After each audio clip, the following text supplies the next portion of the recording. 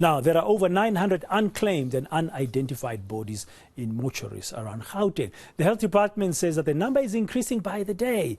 It's now calling on families and relatives of missing persons to check if the bodies of their loved ones are not at these various mortuaries. Let's get some more information now from the spokesperson of the department, Motalatale Modiba. Good afternoon, sir. Welcome to today. Thank you very much for your time.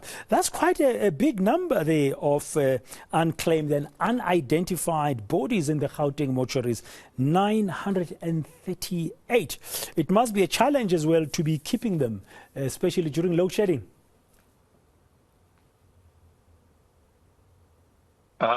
Thank you for having us. Of course, that's why we are making this public call.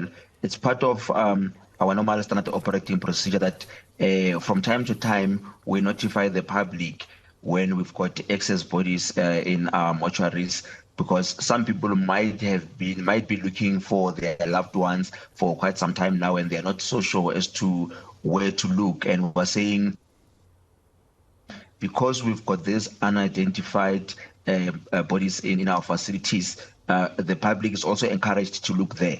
I think what is part of the challenges, of course, is that the issue around identification, where people demise without having any form of identification, it makes it difficult for the relevant officials, to trace the next of kin where there has not been any formal identification. Hence, we would work closely with your SAPS, for the tracing unit, and also we work with Home Affairs as well to try and identify who the bodies belong to, and therefore to allow them to be able to contact the families. But we utilize other platforms just to get the word out there, because it is not desirable that we keep the bodies in our facilities for longer than is required. Yeah, so I guess from an identification purpose, if a loved one is hearing your message, they want to go to one of your mortuaries in around Gauteng, they have to bring with them some form of verifiable ID.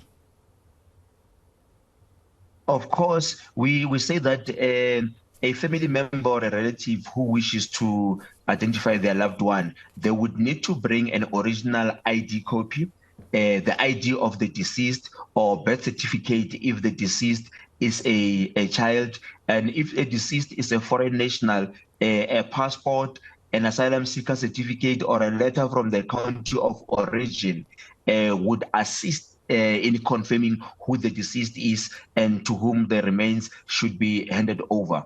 Of course, from our side, once a body has been with us for 7 days and it has not been claimed, we immediately activate the South African Police Service Criminal Record Center so that they assist us through fingerprints to trace the particular body, or even the Department of Home Affairs is also able to match their records to see if they can find the person on their system. But it's important that whoever is coming through from the relatives, they bring original form of identification.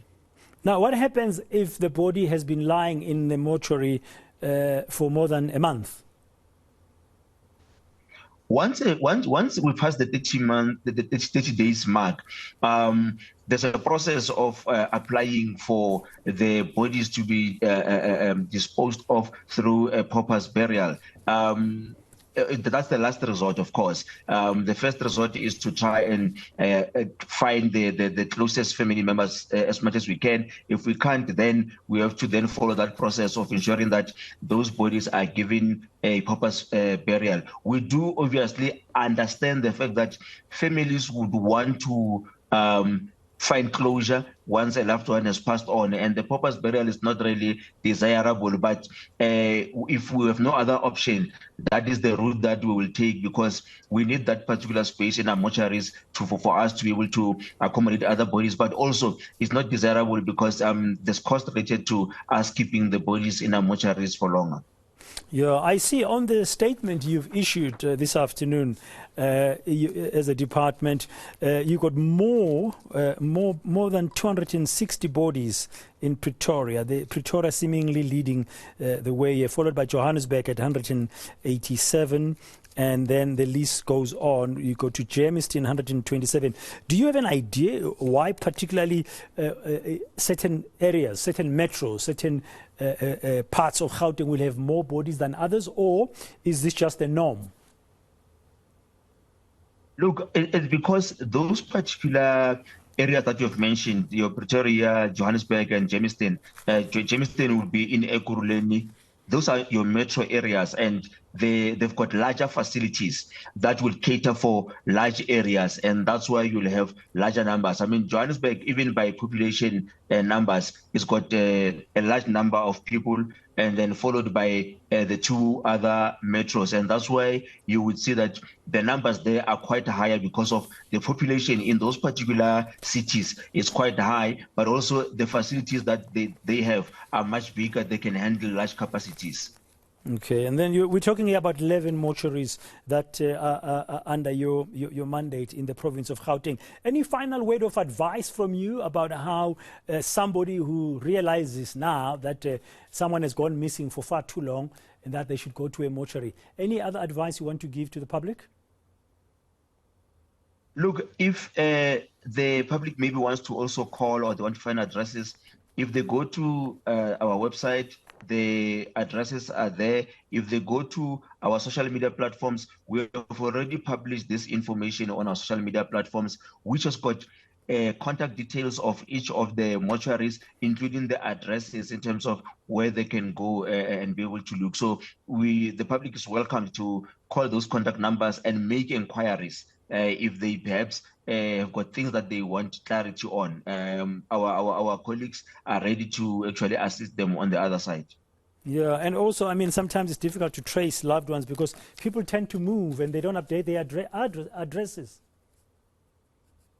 You're quite right there. That's why we've actually even advised the public to say, the general advice that we give to everyone is that we know that in Gauteng people move around. When you change address and you go to a different location where you're going to be maybe there for more permanently, it's always safer to actually go to your home affairs and you actually adjust your address so that should anything happen, it's easier to trace the next of kin, because often than not, you'll find that the last known address, the person has since been there maybe long ago, and we cannot trace them because no one knows where they moved to. And when you check on your system in terms of your home affairs records and other systems, the address that is there is the last known address. So we always advise the public that it's important from time to time when you're changing addresses or houses to actually update your address so that it then becomes easier to trace you, not in the event of death only, but even for many other things that might require you to produce actually your proof of address.